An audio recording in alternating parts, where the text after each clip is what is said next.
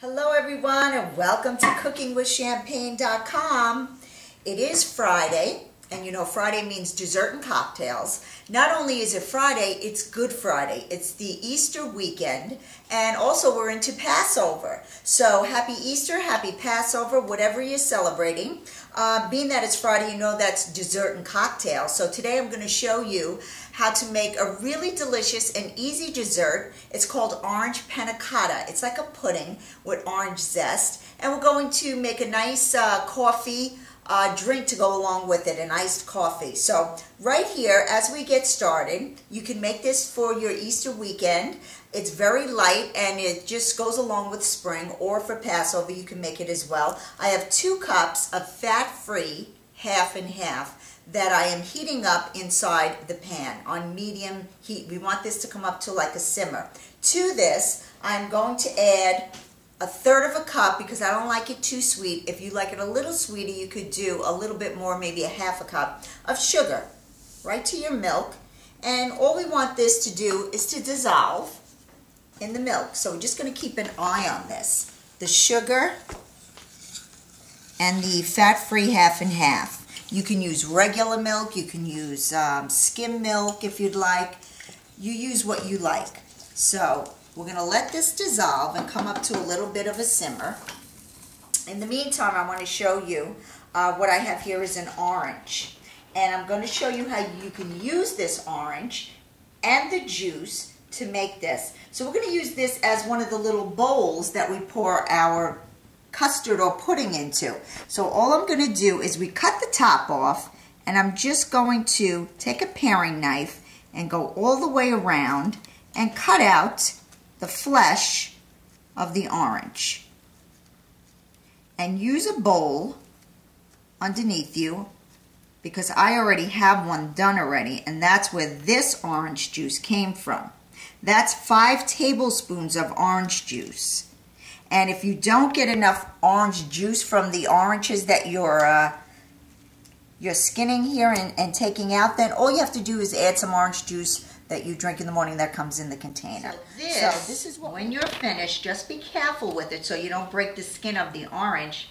This is what it looks like. The inside is nice and clean. All your orange juice and the pulp is here. You just strain this and you get your nice orange juice. Here's the orange juice that I have, and this is 5 tablespoons of orange juice. To this, I'm going to use 1 tablespoon of gelatin. And what I want to do is just sprinkle that on the top of the orange juice and let that sit there for about 10 minutes. And then the gelatin is going to soak up some of the orange juice. We're going to add this to our cream that we have here heating up with the sugar in it. So now that we're waiting for our milk and our sugar to come up to a simmer, let's make our cocoa cream.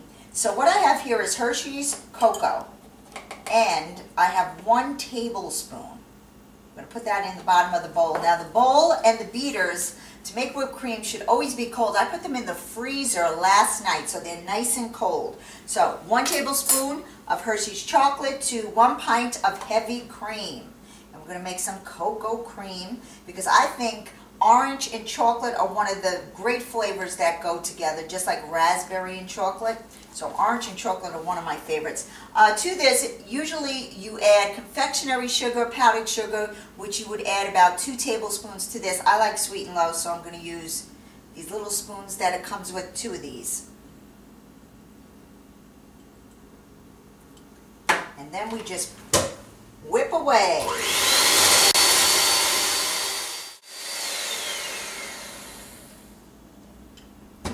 So this is what we want our whipped cream to look like. We want it to come up to a nice firm consistency. Taste it. That is good. Let's put this in the fridge until we're ready for it. I'm going to put this in a piping bag when we use it to dress our panna cotta.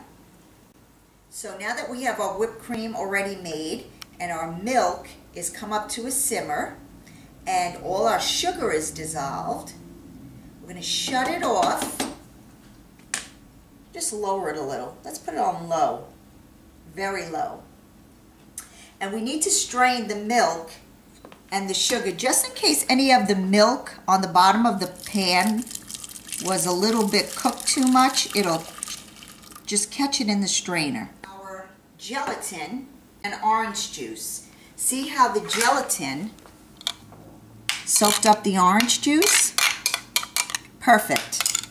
We're going to put this back on this low heat, and what we need to do is have the gelatin be dissolved by the hot milk, and it will incorporate the orange flavor from the orange juice, and that is how we get orange panna cotta. To this, as this heats and melts the gelatin, I am going to add 1 tablespoon of freshly zested orange. Okay, this is 1 tablespoon of orange zest. And that goes right in here. It'll give it the little flecks of the fresh skin of the orange. And inside any kind of skin of orange, lemon, lime, that's where the essential oils live. So this will just come up to just a nice warm temperature, dissolve our gelatin, and then we're able to pour it into our molds. Okay, so now that we're waiting for our gelatin and the orange juice to incorporate in our milk, let's make our drink. So what I have here is coffee, iced coffee. I made a batch of coffee and I put it in the fridge. So we're going to make our iced coffee. I have some ice inside my blender.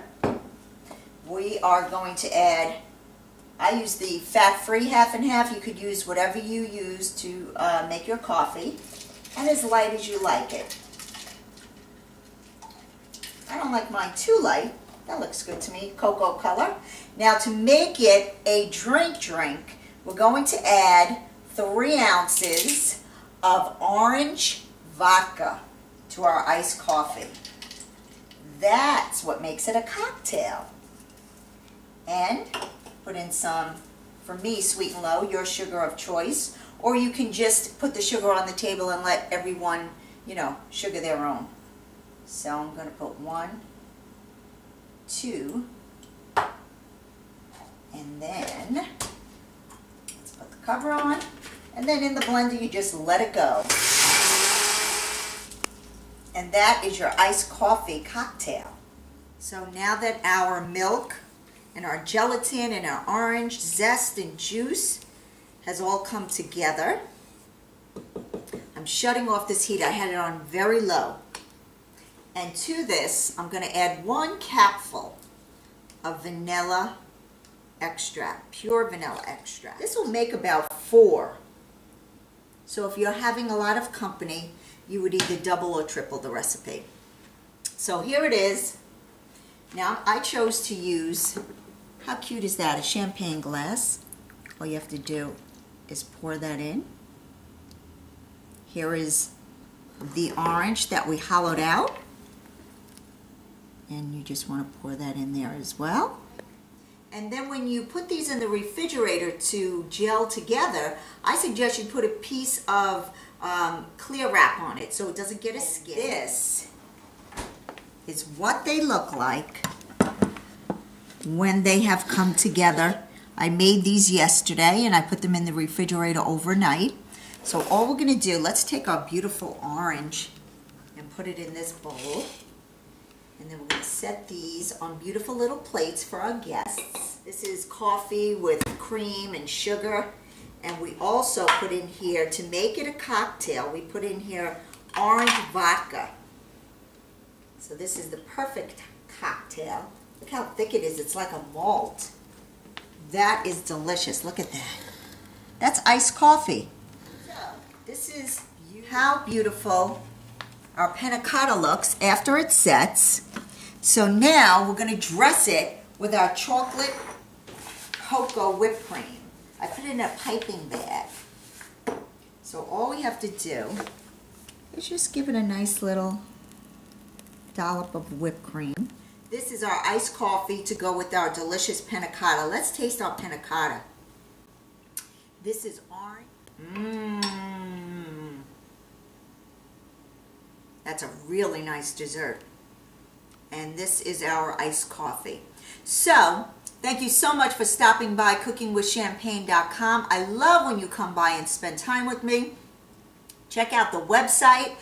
Email me, champagne25@yahoo.com, or just go on the website. You can email me that way. Tell me if you made it, if you like it. And, you know, happy Easter, happy Passover. God bless all of you, and thank you so much for spending time right here at my home, cookingwithchampagne.com. I'll see you on Monday. Bye.